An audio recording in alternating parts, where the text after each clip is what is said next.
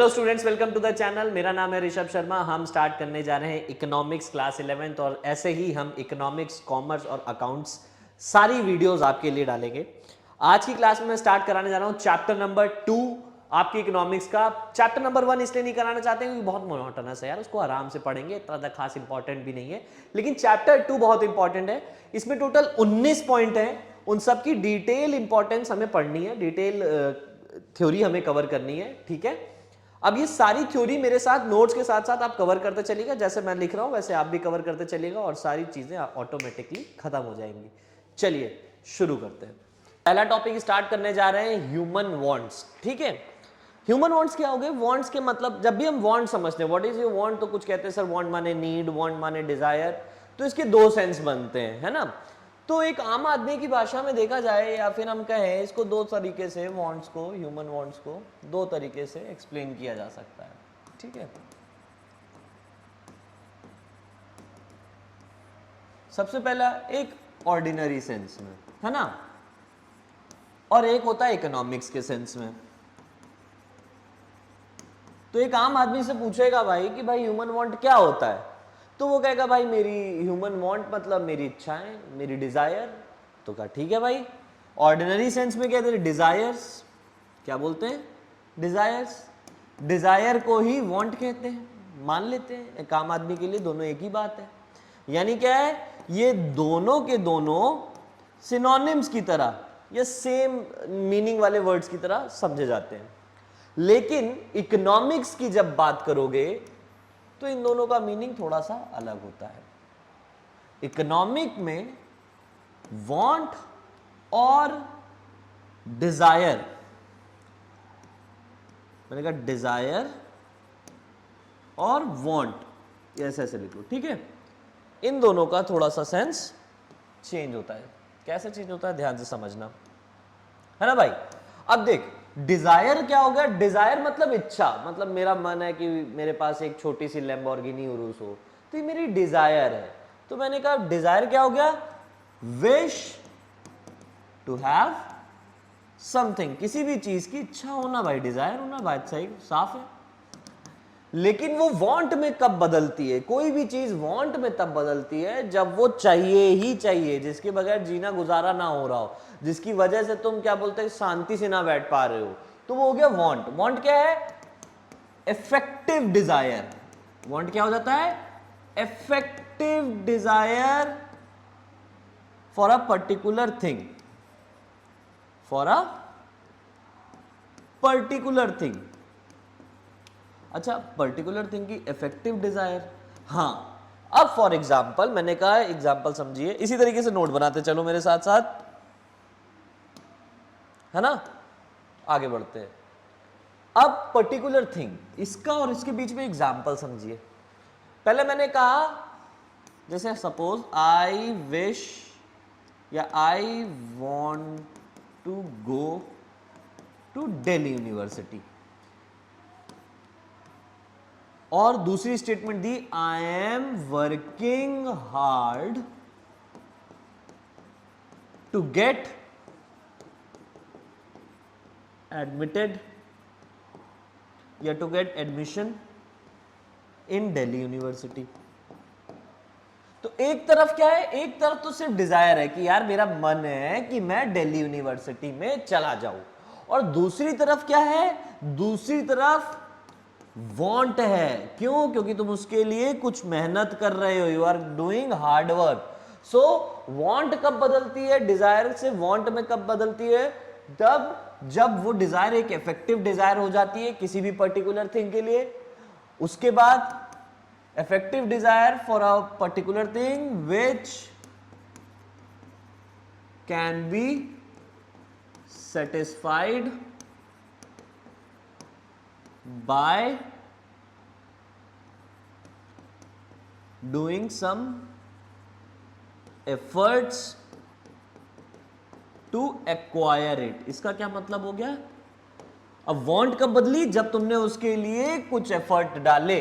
भाई दिल्ली यूनिवर्सिटी जाना मेरी इच्छा थी, लेकिन मुझे दिल्ली यूनिवर्सिटी जाना ही जाना है, भले ही मुझे उसके लिए 8 घंटे मेहनत करनी पड़े। तो ये मेरी क्या बदल गई, वांट। तो वांट क्या, डिजायर और वांट का मतलब समझ में आ गया। डिजायर होना इकोनॉमिक सेंस में क्या है, किसी भी चीज की विश रखना, और जब वो विश एक इफेक्टिव डिजायर में कन्वर्ट हो जाती है कि भैया चाहिए ही चाहिए, तो वो क्या बन जाता है, हमारा वांट बन जाता है। तो यही दो पॉइंट मिलके आपकी डेफिनेशन भी तैयार करते हैं। Effective desire for a particular thing which can be satisfied by doing या बाय एक्वायरिंग, या कुछ भी हो सकता है, by doing some efforts to acquire it. ठीक, आगे बढ़ते हैं, आगे बढ़ते हैं। अब क्लासिफिकेशन पे आते हैं। इसी का एक सब पार्ट आता है क्लासिफिकेशन ऑफ वांट। वांट को क्लासिफाई दो तरीके से किया गया है, एक प्राइमरी, दूसरा सेकेंडरी। प्राइमरी वांट मतलब क्या हो गया, नेसेसिटीज। क्या हो गया, नेसेसिटीज। नेसेसिटीज बोले तो क्या, रोटी कपड़ा और मकान। क्या होता है, फूड, क्लोथ्स एंड शेल्टर। क्या हो गया, रोटी कपड़ा और मकान। भाई रहने, खाने को खाना, रहने को घर, पहनने को कपड़े, ये दो चीजें मिल जाए, बात खत्म, ये हो गया नेसेसिटीज। और अगर ये सारी चीजें मिल जाती हैं, ये प्राइमरी नीड्स फुलफिल हो जाती हैं, तब बंदा कहता है कि यार अब हमें यार एक बढ़िया सी गाड़ी भी हो जाती, फिर एक घोड़ा भी हो जाता, एक और एक्स्ट्रा मकान भी हो जाता। ये सारी चीजें किसका पार्ट होती हैं, सेकेंडरी नीड्स का या सेकेंडरी वांट का। ये इसमें क्या आता है, हमारे कंफर्ट्स और लग्जरीज। ठीक, दो चीजें। अब क्लासिफिकेशन पढ़ लिया वांट्स का, इसमें और कुछ नहीं है। आई सपोज इतना आपको क्लियर हो गया। प्राइमरी वांट्स, रोटी कपड़ा मकान, बेसिक नीड्स चाहिए ही चाहिए, अगर ये नहीं होगा तो सर्वाइवल मुश्किल हो जाएगा। ठीक है, एग्जिस्टेंस के लिए जो वांट्स होती हैं वो होती है प्राइमरी वांट। ठीक है, और उसके बाद जब एग्जिस्टेंस अपना स्टेबल हो जाता है, रोटी कपड़ा मकान सेटल हो जाता है, नेसेसिटीज मिलने लगती है, तब आदमी की इच्छाएं बढ़ती है, तब आदमी कहता है अब टांग फैलाते हैं थोड़ी सी, और दो चार चीजें मिल जाए हम लोगों को, घर और बड़ा हो जाए, गाड़ी और बड़ी हो जाए, ये सब इसका पार्ट होता है। ठीक है, नेक्स्ट टॉपिक। अब पहला ह्यूमन वांट के अंदर दो टॉपिक हमने कवर करने थे। ठीक है, पहला था कि ह्यूमन वांट होता क्या है, ठीक है, जिसमें हमने ये सारे टॉपिक कवर किया। आई सपोज मेरे साथ नोट बनाते चल रहे होगे तुम लोग। ठीक है, और दूसरा टॉपिक जो कवर किया बालक, वो था क्लासिफिकेशन ऑफ ह्यूमन वांट। अब इसके बाद तीसरा टॉपिक आता है, ये इसके आगे स्टार मार्क कर लेना। जैसे मैंने बताया, पॉइंट में स्टार मार्क करने से क्या होता है कि तुम ये सितारे तुम्हारे सितारे बदल देंगे। इसका मतलब क्या होता है, ये पॉइंट तुम्हें पढ़ना ही पढ़ना है। ठीक है, अब टोटल 10 फीचर हैं, तो हमने क्या किया है, पहले 5 एक में कवर करेंगे, फिर दूसरे 5 एक में कवर करेंगे, इससे आसान हो जाता है। तो सबसे पहला आता है वांट्स आर अनलिमिटेड। भाई इंसान की जरूरतें खत्म होती हैं कभी? ऐसा तो है नहीं।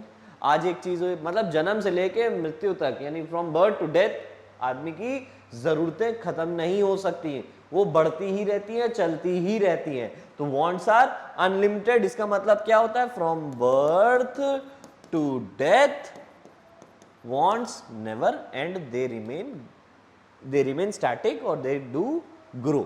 ठीक, wants are complementary। अब इसका मतलब क्या होता है, complementary मतलब कुछ चीजों की want ऐसी होती है जो एक साथ चाहिए होती है, want of two goods। ठीक है, अब two goods का मतलब क्या हो गया, मैंने कहा complementary wants। जैसे मैंने कहा अगर हम बात करें किसकी, complementary goods की, किसकी, complementary goods। अब जैसे मैंने कहा क्या, कार और पेट्रोल, ये दोनों की वांट एक साथ ही होती है। अब पेट्रोल और कार अलग अलग नहीं देख सकते। अब कहोगे सर ईवी आ गई है, नहीं, एक जनरल मैं टर्म बता रहा हूं कि कार और पेट्रोल एक साथ चाहिए होते हैं। अब कार है, पेट्रोल नहीं, कोई काम का नहीं, पेट्रोल है, कार नहीं, तो कोई काम का नहीं। ठीक है, तो वांट क्या होती है, एक साथ दो या दो से ज्यादा गुड्स की भी हो सकती है, तो वांट्स आर कॉम्प्लीमेंट्री। अब अगर वांट्स कॉम्प्लीमेंट्री होती है तो फिर वांट सब्स्टिट्यूट भी हो सकती है, substitution of wants. What is substitution of wants, मतलब उन गुड्स की वांट जो एक दूसरे की जगह इस्तेमाल किए जा सकते हैं। मतलब क्या, जैसे मैंने कहा एग्जांपल टी एंड कॉफी। अब भाई टी एंड कॉफी का एग्जांपल क्या है, these are also known as substitute goods. इनको क्या बोलते हैं, सब्स्टिट्यूट गुड्स। सब्स्टिट्यूट गुड्स वो होते हैं विच can be used in place of each other. भाई टी नहीं तो कॉफी सही, पेप्सोडेंट नहीं तो दंतकांति सही। ठीक है, ये सारी चीजें क्या है, सब्स्टिट्यूट गुड्स का पार्ट होती हैं। आगे तो वांट्स क्या होती है, सब्स्टिट्यूट भी हो सकती है, एक दूसरे के प्लेस पे भी इस्तेमाल की जा सकती हैं। नेक्स्ट हमारा जो होता है, wants are competitive in nature. Wants are competitive in nature. अब कंपिटिटिव किस चीज का कंपटीशन होना है यहाँ पर, कॉम्पिटिटिव तब होता है जब टर्म आ जाता है किसका, इनकम का। जब बात आ जाती है किसकी, कमाई की। अब सपोज करिए मैंने कहा कि एक इंडिविजुअल की इनकम है 1000 रुपए, अब उस 1000 रुपए को उसको तोड़ना है, फूड, क्लोथ्स, लग्जरीज, या फूड, क्लोथ और उसके बाद सेविंग। ठीक, तो अब क्या करेगा वो मेजॉरिटी, अब 1000 रुपए में से कितना हिस्सा, सपोज करो उसने 500 रुपए फूडिंग पे खर्चा कर दिया, 300 रुपए उसने क्या कर दिया क्लोथ्स पे, 200 रुपए किस पे खर्चा कर दिया, सेविंग कर ली। चलो सेविंग कर ली, तो यहां पर क्या है, वांट क्या है, कंपीट कर रही है आपस में। अब इनकम लिमिटेड है, वांट अनलिमिटेड है, कमाई इतनी है भाई, हर घर की यही कहानी की कमाई लिमिटेड है लेकिन खर्चे और जरूरतें वो तो खत्म होने का नाम ही नहीं लेते हैं। तो क्या होगा, आपस में वांट क्या कर रही है, कंपीट कर रही है कि भाई पहले फूड करें, क्लोथिंग करें कि सेविंग करें। यहां पर क्या हो रहा है, प्राइमरी सेकेंडरी हिसाब किताब चल रहा है कि नहीं चल रहा है। आदमी के लिए जिसकी स्केल ऑफ प्रेफरेंस होता है, स्केल ऑफ प्रेफरेंस मतलब कि सबसे पहले क्या चाहिए, क्या जरूरत है जिस चीज की, उस हिसाब से वो अपनी वांट सेटिस्फाई करता है, राइट। तो अब मैंने कहा वांट क्या कर रही है, वांट कंपीट कर रही है, कंपीट कर रही है आपस में। क्यों, क्योंकि यहां पर एक 1000 इनकम लिमिटेशन सेट कर दी ना। अब सोचो तुम्हारी कमाई कितनी भी हो, तुम्हारी अंधी कमाई है, जब तुम्हारी अंधी कमाई तो तुम्हारे को कभी कोई वांट कंपीट करने की जरूरत ही नहीं होगी, जब मर्जी जो चाहे उठा लोगे यार, आपस में क्या कंपीट करना भाई, है ना, पैसा बहुत है। लेकिन अब लिमिटेड इनकम है, तब क्या होगा, तब आपस में वांट कंपीट करती है। ये हो गया वांट्स डू कंपीट, ये वाला पॉइंट समझ में आ गया। क्यों, क्योंकि यहां पर इनकम आती है। अच्छा, वांट्स मल्टीप्लाई, इसका क्या मतलब होता है, वांट्स मल्टीप्लाई। अब मैं इसको थोड़ा सा इधर शिफ्ट कर दे रहा हूं, लो भाई देखो, वांट्स मल्टीप्लाई क्यों, एक एग्जांपल समझो। पहले एक बार फोन आते थे छोटे वाले, जिसमें कीपैड होता था, इस तरीके का होता नहीं था, इस तरीके का फोन होता था, उसमें स्नेक सेकंड चलता था, 1 2 3 4 इस तरीके से कीपैड बने होते थे। फिर टच स्क्रीन फोन आ गए, ठीक, अब पूरे टच स्क्रीन आ चुके हैं। फिर कुछ डिवाइस फोल्ड करने वाली आ गई हैं, फिर रिस्ट वॉचेस आ गई हैं, उस पर भी आप कम्युनिकेट कर सकते हो, ब्लूटूथ वॉचेस। तो धीरे धीरे क्या हो रहा है, धीरे धीरे तुमने देखा कि with respect to increase in science, technology and knowledge, ये 3 चीजों के हिसाब से देखना, जो डिमांड है वो भी बढ़ती जा रही है, जो वांट है वो भी इंक्रीज होती जा रही है। भाई पहले लोग चूल्हे में खाना बनाते थे, फिर गैस आ गया, फिर गैस आने के बाद माइक्रोवेव आ गया, फिर अवन आ गया, फिर धीरे धीरे एयर फ्रायर आ गया है। तो ये कैसे हो रहा है, लोगों की वांट बढ़ती जा रही है, प्लस टेक्नोलॉजी, साइंस और नॉलेज ये भी बढ़ता जा रहा है। तो वांट्स क्या हो रही है, मल्टीप्लाई हो रही है, एक से कई सारी चीजों की वांट बन रही है। अब भाई देख, गैस भी, चूल्हा भी, और क्या बोलते हैं एयर फ्रायर भी, कर तो सब एक ही काम रहे हैं, क्या, कुकिंग। लेकिन कितनी चीजों की वांट बढ़ गई है, वो कैसे बढ़ी, जब साइंस, टेक्नोलॉजी और नॉलेज में इनहैंसमेंट होता है। तो ये कह रहा है कि वांट्स मल्टीप्लाई होती है over a period of time, किसे, over a period of time. लेकिन ये नहीं कहेंगे कि एक ही दिन में वांट बढ़ जाती, नहीं, ये एक लेंदी प्रोसेस है। पहले दिन ओवन और माइक्रोवेव और एयर फ्रायर नहीं आया है, ये over a period of time आया ना, है ना। तो ये क्या हो गया, वांट्स मल्टीप्लाई। 5 पॉइंट हमने ये पढ़े। पहला पॉइंट हमने क्या पढ़ा, पहला पॉइंट हमने पढ़ा कि वांट्स क्या थी, वांट्स अनलिमिटेड होती हैं, कभी खत्म नहीं होती। वांट्स कॉम्प्लीमेंट्री गुड्स की भी हो सकती है, जो 2 गुड्स की वांट एक साथ मांगी जाती है, दो गुड की वांट, 2 गुड की डिजायर एक साथ चलती है, यानी want for those goods which are complementary in nature, which complement each other, या which are dependent on each other। जैसे मैंने कार पेट्रोल एग्जांपल दिया, एक और एग्जांपल ले सकते हैं इसका, क्या, पेन और इंक। क्या एग्जांपल ले सकते हैं, पेन एंड इंक। अब पेन है, इंक नहीं है तो भी बेकार है, इंक है, पेन नहीं है तो भी बेकार है, ठीक है। फिर सब्सटीट्यूट गुड्स की भी वांट होती है। इस तरीके से वांट कॉम्पिटेटिव होती है। जब वांट कंपीट करती है तो यहां पर एक पॉइंट आ जाता है इनकम बाबू। फिर आता है wants multiply, over a period of time, science में, टेक्नोलॉजी में, नॉलेज में इनहैंसमेंट हो रहा है, तो जो वांट है वो भी इंक्रीज होती चली जा रही है। ये हो गया हमारा 5th पॉइंट। आगे बढ़ते हैं नेक्स्ट पॉइंट पे। अब बचे हुए फीचर्स पे आते हैं। वांट रिकर, छठा फीचर आता है वांट रिकर। इसका मतलब क्या आता है? दे अपीयर अगेन एंड अगेन। इसका मीनिंग क्या होता है? ये होता है, लिख लो फटाफट। अपीयर अगेन एंड अगेन का मतलब क्या हो गया? अब जैसे सपोज करो हंगर, भूख। भाई सुबह खाना खा लिया, सुबह को तो नीड सेटिस्फाई होगी, सुबह की तो वांट सेटिस्फाई हो गई। क्या शाम को खाना नहीं खाओगे? नहीं, शाम को फिर खाना खाएंगे। क्यों? क्योंकि फिर से भूख लग गई है। तो क्या वांट जो है वो अपीयर होती रहती है। Next, a single want can be satisfied. अच्छा, ये क्या कह रहा है? अब single want can be satisfied, point number 7, feature number 7 कह रहा है कि जरूरी नहीं है कि 10 चीजों की वांट एक साथ ऑल टुगेदर मिले तभी तुम्हारी नीड पूरी होगी। ये होता है कि कभी कभी एक सिंगल कमोडिटी, एक सिंगल पर्टिकुलर थिंग की वांट भी तुम्हारी नीड सेटिस्फाई कर देती है। एग्जाम्पल सुनो बाबू, एग्जाम्पल सुनो। मैंने कहा कि तुम्हें घंघोर प्यास लगी है, तुम्हें घंघोर प्यास लगी है, घंघोर।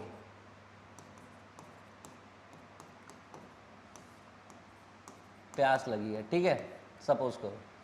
और मैंने कहा तुम्हारे सामने 10 ड्रिंक है, कोला, ठीक है, तुम्हारे सामने 10 ड्रिंक है। चलो 5 ही बना लो यार, बनाने में टाइम नहीं जाए। एक तरफ कोला है, एक तरफ मिरिंडा है, लस्सी है, जूस है, ठीक है, मोहितो है, ठीक है। मैंने कहा लस्सी, जूस, मोहितो, ठीक है, फैंटा, मिरिंडा, कुछ भी लिख दो, ठीक है। ये सब क्या है? ये सब तुम्हारे पास ड्रिंक्स हैं। अब तुम्हें प्यास लगी है, यू आर थर्स्टी। मैंने तुम्हारे सामने सारी चीजें रख दी, प्लस कुछ फूड आइटम्स भी रख दिए, लेकिन तुम्हारी प्यास बुझेगी किससे? लाख तुम ये सब पूरा पी लो, लाख तुम ये सारी चीजें कंज्यूम कर लो, लेकिन तुम्हारी प्यास बुझेगी किससे? तुम्हारी प्यास बुझेगी पानी से, वाटर।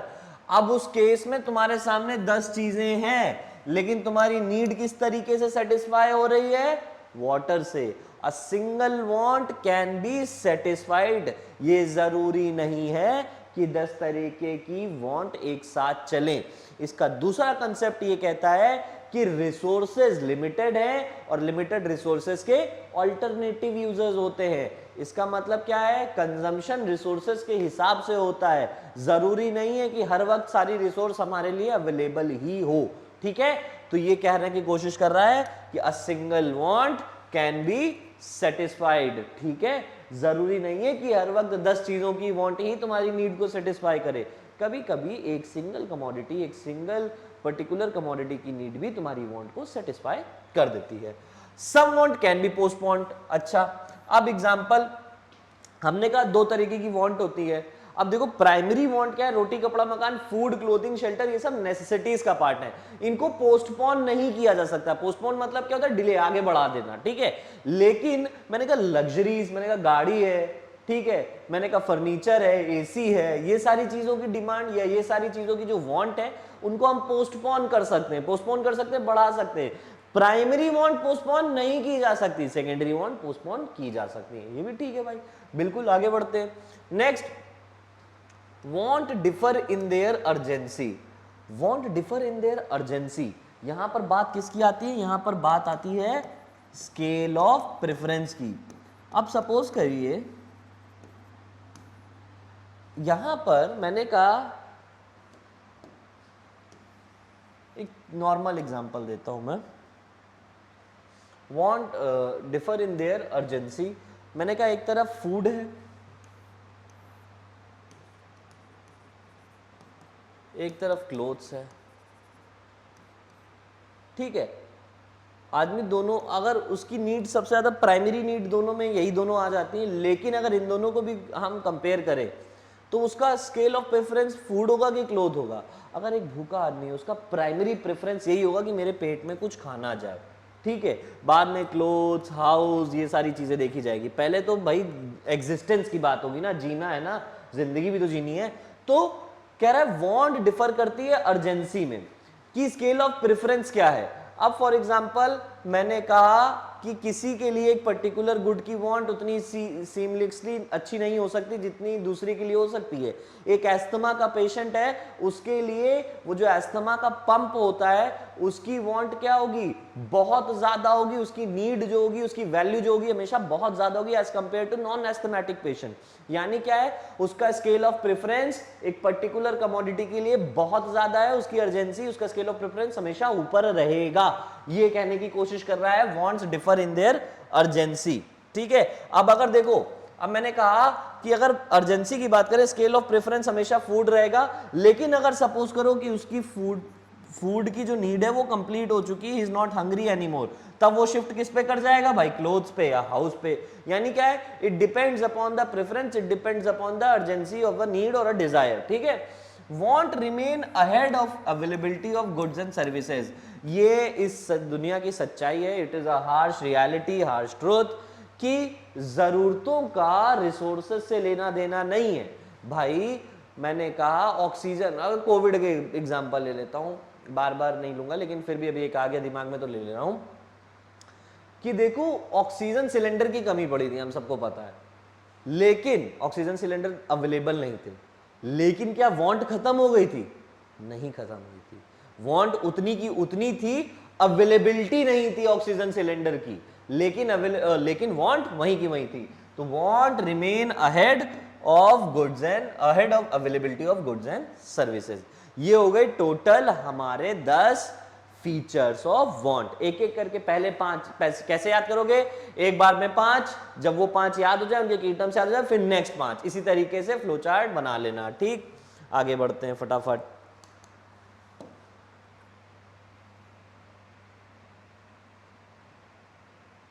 चलिए आगे बढ़ते हैं फटाफट। अब इसके बाद अगला टॉपिक जो हम स्टार्ट करने जा रहे हैं वो है कंजम्पशन। तो कंजम्पशन क्या आता है, अब मैं पहले आपको कुछ समझा देता हूं। देखो इकोनॉमिक एक्टिविटीज की अगर हम बात करें, मैंने कहा अगर इकोनॉमिक एक्टिविटीज की बात करो तो जनरली मैं बच्चों से पूछता हूं भैया व्हाट इज इकोनॉमिक एक्टिविटी, तो बच्चे मेरे सराफत से रिप्लाई कर देते हैं anything, any activity in which direct और इनडायरेक्ट रिलेशन, इन विच डायरेक्ट और indirect relationship with the money और मॉनेटरी गेन और अ लॉस। तो उसका एग्जांपल होता है इकोनॉमिक एक्टिविटी, वो एक्टिविटी जिसका डायरेक्टली या इनडायरेक्टली लेना देना किससे हो, फाइनेंस से, मनी से। ठीक है, वो होती इकोनॉमिक एक्टिविटी। तो ठीक है, ये क्लास 9th और 10th के एवरेज बच्चे के लिए सही आंसर है, लेकिन आप अब 11th के हो गए हो, आप सीनियर हो गए, तो आपको पता होना चाहिए कि हमारी जो इकोनॉमिक एक्टिविटी है उसको 4 तरीके से क्लासिफाई किया जाता है। ये पैसे का आना जाना ये 4 तरीके पे डिपेंड करता है। एक कंजम्पशन, दूसरा प्रोडक्शन, तीसरा डिस्ट्रीब्यूशन, और चौथा एक्सचेंज। चौथा क्या होता है,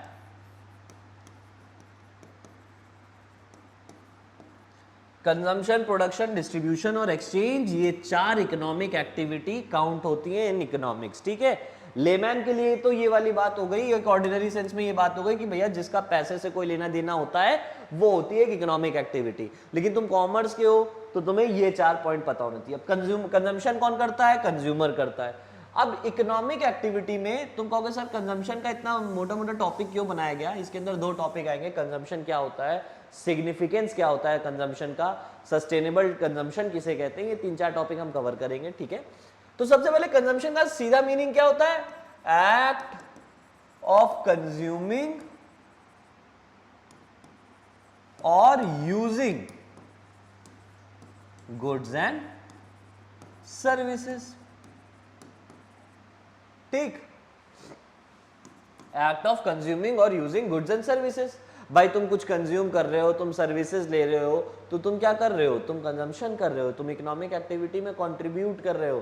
ठीक है, अब consumption of goods and services, तो यहां पर एक पॉइंट और निकल के आता है, क्यों गुड्स एंड सर्विसेज, भाई गुड्स तो पहली चीज, दोनों ही चीजें हमारी नीड को सेटिस्फाई करते हैं। ठीक है, तो डेफिनेशन कैसे निकालोगे, act of consuming goods and services for satisfying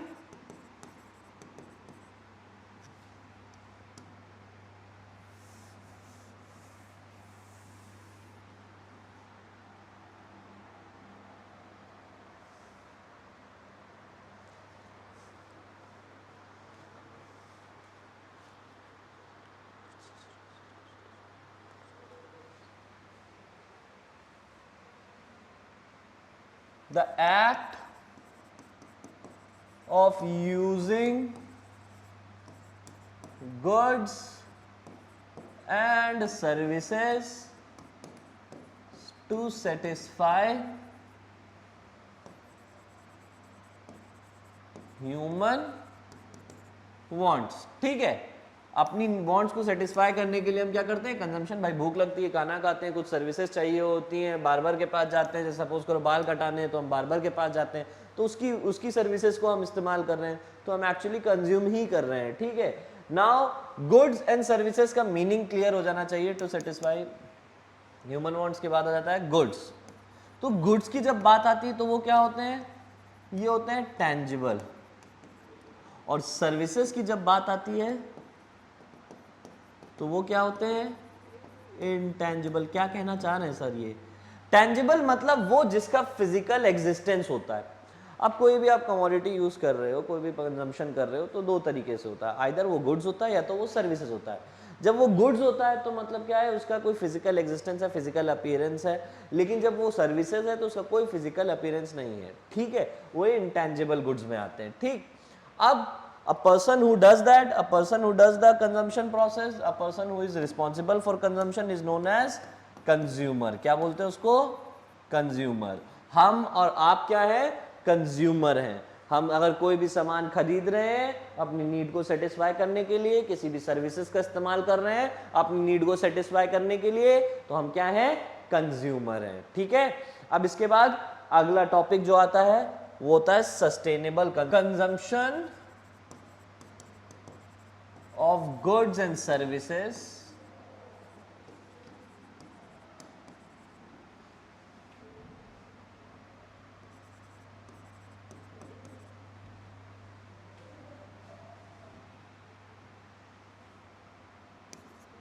which satisfied the need, which satisfies the need of the people and improves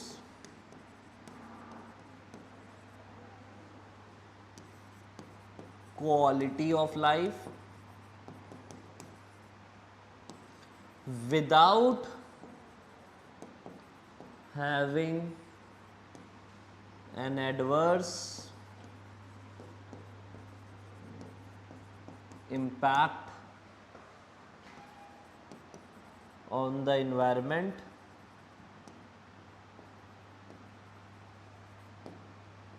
and future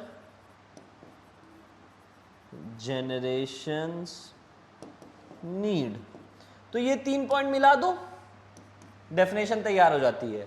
अगर मैंने कहा सस्टेनेबल कंजम्पशन की डेफिनेशन चाहिए तो तुमने क्या कहा, consumption of goods and services in which satisfied the need of the people and improves the quality of life। इसको तुम ये भी लिख सकते हो in such a manner। ठीक है, कुछ भी लिख सकते हो। तो consumption of goods and services कुछ इस तरीके से कि लोगों की नीड भी सेटिस्फाई हो जा रही है, पूरी नीड सेटिस्फाई हो जा रही है। इंप्रूव्स क्वालिटी ऑफ लाइफ, दूसरा पॉइंट आता है इंप्रूव्स क्वालिटी ऑफ लाइफ, मतलब स्टैंडर्ड ऑफ लिविंग भी अच्छा हो रहा है, improves quality of life without having any adverse impact, without having any adverse impact on the environment। अब मतलब तुम कंजम्पशन कर रहे हो कुछ इस तरीके से कि दूसरे के लिए कुछ छोड़ ही नहीं रहे हो। कोल, रिसोर्सेज, पेट्रोलियम अगर कंज्यूम करने पर लोग आ गए और वो अपने हिसाब से कंजम्पशन करने लगे तो आने वाली जनरेशन के लिए कुछ बचेगा भी नहीं। तो कह रहा है कुछ इस तरीके से कंजम्पशन करना चाहिए। सस्टेनेबल कंजम्पशन वो होता है जहां पर तुम कुछ इस तरीके से कंजम्पशन कर रहे हो कि तुम्हारी नीड भी सेटिस्फाई हो जा रही है, क्वालिटी ऑफ लाइफ भी इंप्रूव हो जा रही है, इन्वायरमेंट को भी कोई डैमेज नहीं पड़ रहा है और फ्यूचर जनरेशन की नीड भी रखी जा रही है। नीड भी रखी जा रही है मतलब फ्यूचर जनरेशन की नीड को भी मद्देनजर रखा गया है। तो 3 पॉइंट मिला दिए, in consumption of goods and services which satisfied the need of people and improves quality of life, point 1, without having any adverse impact on the environment, point 2, and the future generations need, and the future generation need। लोगों को अब अगर सारा petrol हम ही इस्तेमाल कर लेंगे, सारा कोल हम इस्तेमाल कर लेंगे, सारी देश की रिसोर्सेज हम ही लोग इस टाइम इस्तेमाल कर लेंगे तो हमारी आने वाली जनरेशन क्या करेगी? तो तीन चीजें, सस्टेनेबल कंजम्पशन का ये मीनिंग होता है। अब इसी की जगह मैंने कह दिया अगर सस्टेनेबल प्रोडक्शन हो या सस्टेनेबल डेवलपमेंट हो तो क्या बदल जाएगी डेफिनेशन, कुछ नहीं होगा। अब मैंने कहा सस्टेनेबल डेवलपमेंट होगा तो क्या, development of economy in such a manner which satisfies the need of a people and improves quality of life without having an adverse impact on the environment and the future generation need. Sustainable production of goods and services which satisfies the need of a people and improves quality of life without having any adverse impact on environment and future generation need. तो भैया तीन की point है यहां से लेके, कहां से, need of people and improves quality of life without having impact on environment और future generation। हर बार ये तीन पॉइंट ऐड करोगे सस्टेनेबल कंजम्पशन बन जाएगा। आगे बढ़े, सिग्निफिकेंस ऑफ कंजम्पशन, ठीक है। अब कंजम्पशन सिग्निफिकेंस, क्यों ये कंजम्पशन पे इतना फोकस किया जा रहा है, क्यों एज अ टॉपिक हमने पढ़ा। देखिए इकोनॉमिक्स में सारा हिसाब किताब कंजम्पशन पे, अगर हम कंज्यूम नहीं करेंगे तो प्रोड्यूसर प्रोड्यूस क्या करेगा, और ये इकोनॉमी का जो पहिया चल रहा है, इनकम का जो पहिया चल रहा है, ये किस तरीके से चलेगा, ये एम्प्लॉयमेंट, इनकम जनरेशन, ये सब किस तरीके से चलेगा, ये at the end of the day depend करता है किस पे, कंजम्पशन पे। अच्छा तुमने सुना होगा इकोनॉमी की हालत कोविड में खराब हो गई थी, बहुत खराब हो गई थी। कैसे, क्योंकि गुड्स एंड सर्विसेज को कंज्यूम करने के लिए लोग राजी ही नहीं थे, लोगों की डिमांड ही नहीं रह गई थी, इसलिए अच्छे अच्छे धंधे बंद हो गए, अच्छे अच्छे बिजनेस बंद हो गए, है ना। तो कंजम्पशन की सिग्निफिकेंस इस तरीके से है कि कंजम्पशन है तभी प्रोडक्शन है, तभी बाकी सारी एक्टिविटीज हैं। अगर कंजम्पशन नहीं है तो कोई इकोनॉमिक एक्टिविटी नहीं है। हमने पढ़ा था इकोनॉमिक एक्टिविटी कितनी होती है, इकोनॉमिक एक्टिविटीज चार तरीके की होती है, प्रोडक्शन, कंजम्पशन, डिस्ट्रीब्यूशन और एक्सचेंज। सबसे पहले आती है कंजम्पशन, फिर प्रोडक्शन, फिर डिस्ट्रीब्यूशन और फिर एक्सचेंज, ठीक है।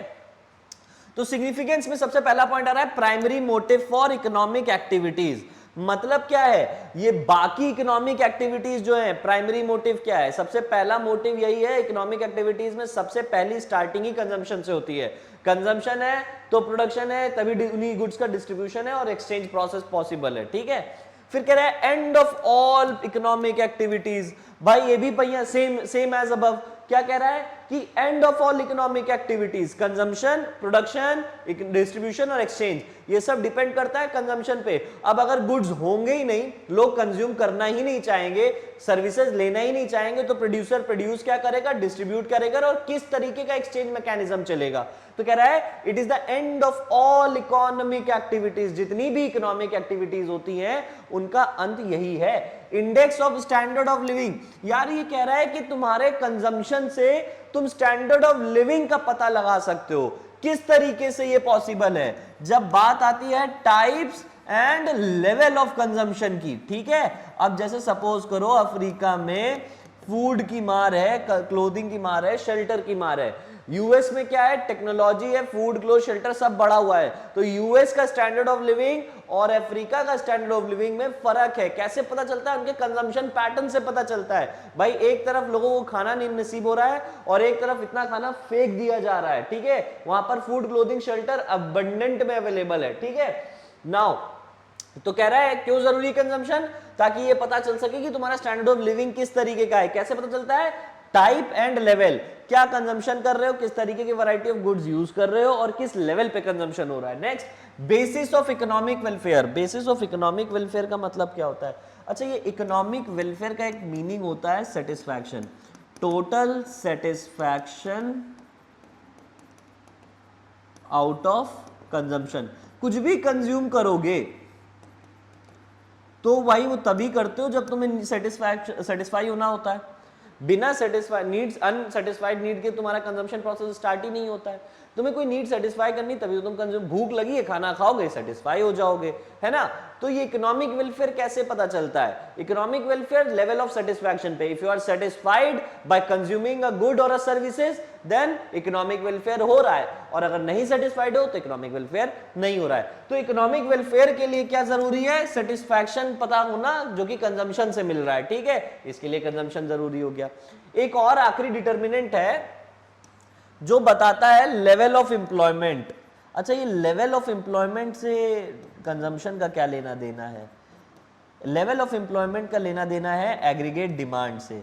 एग्रीगेट डिमांड इस चैप्टर का नेक्स्ट टू नेक्स्ट वीडियो में जो पॉइंट कवर किए जाएंगे उसमें एग्रीगेट डिमांड में कवर कराऊंगा, तब ये पॉइंट ऑटोमेटिकली आपको समझ में आ जाएगा। However level of employment relate करता है एग्रीगेट डिमांड से, यानी एक एक्सपेंडिचर से, कि कितना खर्चा हो रहा है इकोनॉमी में।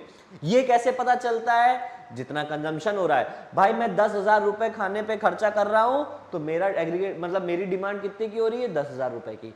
ये एक अलग कंसेप्ट है एग्रीगेट डिमांड, एक मैक्रो कंसेप्ट है जिसको मैं बहुत आराम से टाइम लेके एक्सप्लेन करना चाहूंगा।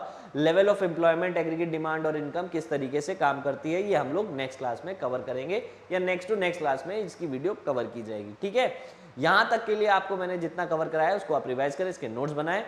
Thank you class.